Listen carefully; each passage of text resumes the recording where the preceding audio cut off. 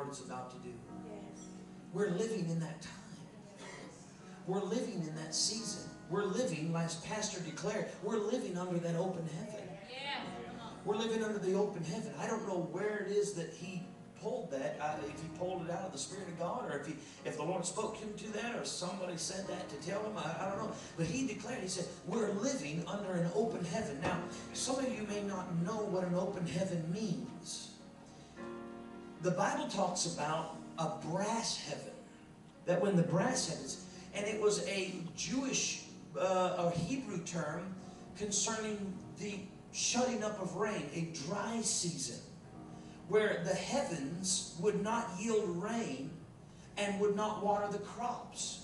And if the water is not falling and cultivating and nurturing those crops, the crops are not going to grow. If the crops don't grow, you don't have good crops. If you don't have good crops, that means it's going to have a direct relation on your ability to sell that crop, because the quality, if the quality of the crop is diminished, obviously the value or the demand for that kind of crop is going to be diminished. How many understand what I'm talking about? And so when there was a brass heaven, it not only kept rain up to keep them poor, but it also, they said brass heaven because when they prayed, it seemed like their prayers would not penetrate the heavens, and therefore their prayers were not being heard, and therefore their prayers were not being answered. And so it was a long dry spell of no answers and no rain. But living under an open heaven means that the rain is going to fall, crops will grow, prosperity will come to your house, and prayers will be heard and answered swiftly. Now, I want to tell you about the kind of season that we're in, and I want you to go with me to Joel chapter 2 for this. For this kind of a season, yes sir. I had no intentions of saying this, but the Spirit of the Lord is moving upon me right now to tell you about the kind of season of uncommon miracles and the kind of miracles. This is not something that I pulled off of somebody's tape. I didn't pull it off. I got this from the presence of the Lord today. Just nice things happening. I'm talking about things that you're going to shake your head at in amazement. You're going to have uncommon wisdom. Sometimes you have to pray into that wisdom. You have to pray into that wisdom. Get your mind quieted down from the pressure and the cares of life to get that wisdom. You're going to have favor, things that are open to you, things that are moving in your life.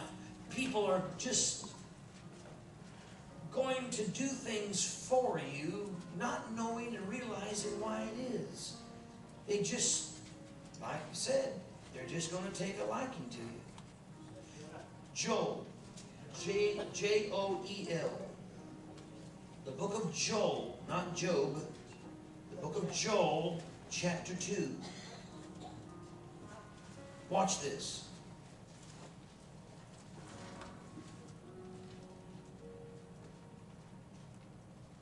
Verse 23 says, "Be glad then, you children of Madisonville.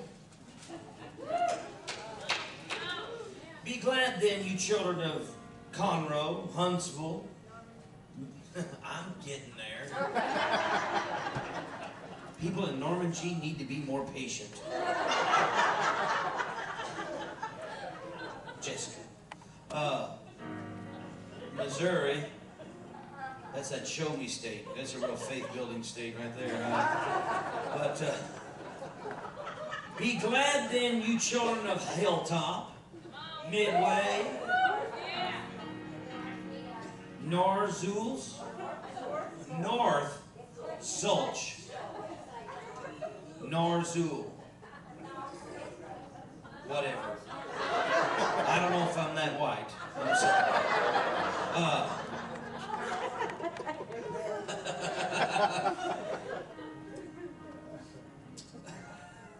I'm having too much fun. Be glad then, you children of Zion, and rejoice in the Lord your God. Why? Why are we going to rejoice? There has to be a reason to rejoice. People don't rejoice with no reason. He says, for he has given you the former rain faithfully, and he will cause the rain to come down for you, the former rain and the latter rain in the first month. He will cause the rain to come down for you.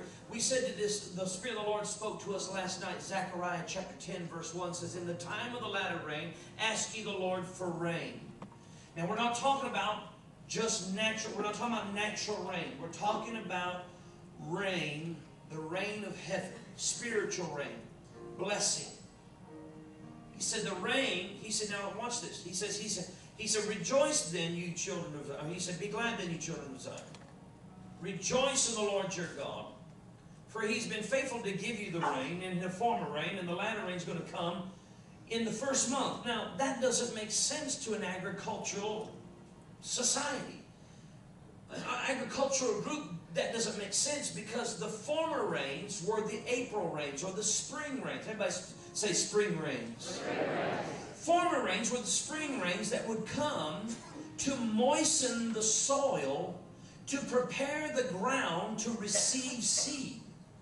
It would moisten that ground in order for it to be prepared so that it would receive the seed for the crops. Then there would be a long dry spell of the summer, hard summer months where there was very little rain. But then the latter rain, everybody say latter rain. Latter rain. The latter rain were the fall rains. The fall rains that would come after that crop has continued to grow through those harsh summer dry seasons. Then the latter rains would come about the time of harvest. About the time of harvest, the latter rains would come and bathe the crop, so to speak, to bring it to its peak ripen. And he says this. He says, I'm going to give you the former and the latter rain together in the first month. That does not make sense to an agricultural man. To a farmer, that doesn't make sense, because he is saying he's going to give spring rains and latter rains all at the same time. It sounds to me like Iowa and Missouri and things that are happening along that Mississippi. Seem like that could be flood, that could be dangerous. But what he is saying is, I'm going to give you something that is not only going to speed up the process, he said, but it's going to prepare the soil, and it's also going to spin it around, that the very answer is going to come. It's going to, about the time you get the seed in the ground, here comes the reaping of it and the problem. He's taking out that long waiting spell. He's taking out that long dry season.